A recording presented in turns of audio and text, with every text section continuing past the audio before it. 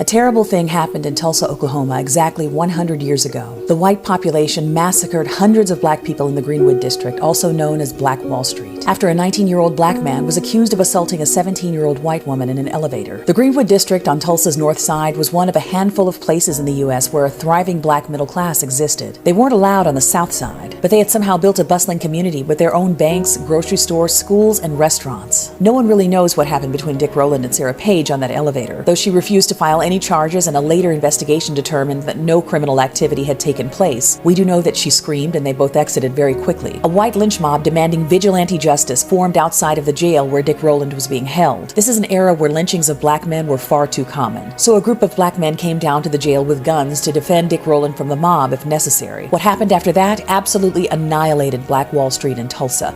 I'll talk more about that in part 2.